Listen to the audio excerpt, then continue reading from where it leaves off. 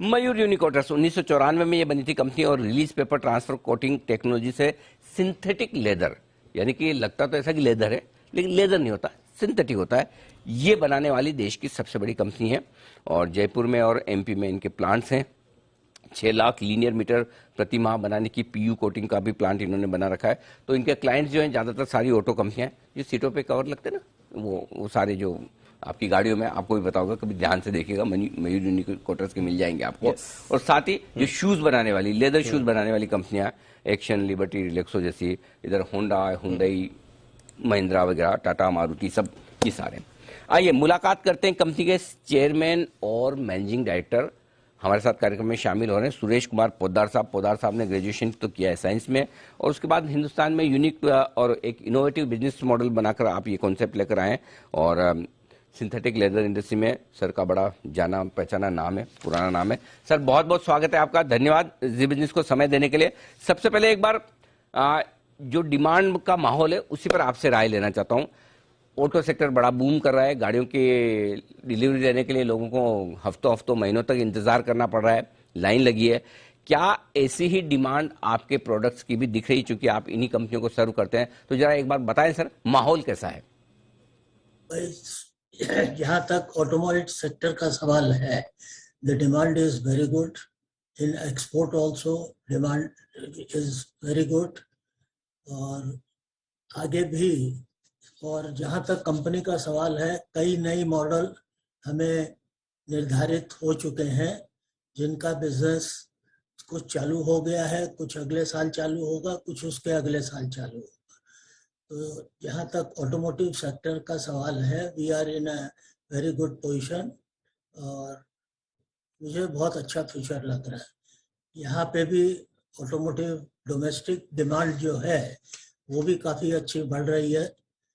और जहाँ तक फुटवेयर का सवाल है, फुटवेयर में थोड़ी सी मंदी थी, लेकिन अब वापस लाइन पे आ गई है।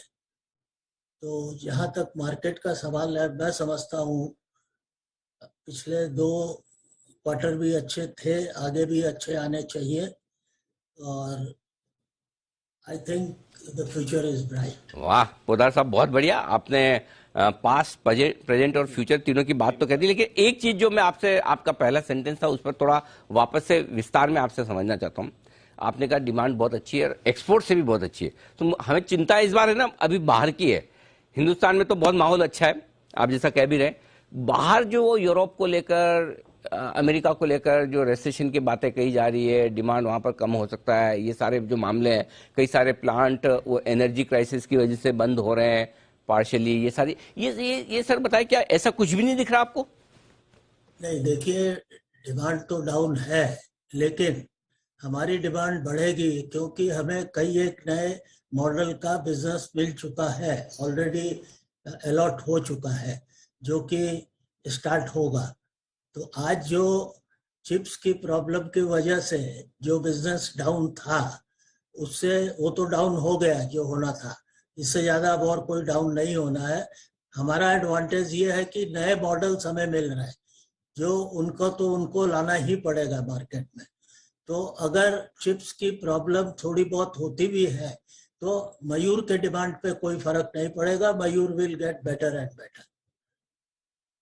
तो ये है आपके लिए मयूर यूनिकोटर्स की तरफ से डिमांड का आउटलुक बहुत ही स्ट्रांग है। अब सर ये बताएं कि क्या इतनी मजबूत डिमांड को देखते हुए कोई और नई कैपेसिटी बढ़ाने का आपका इरादा है?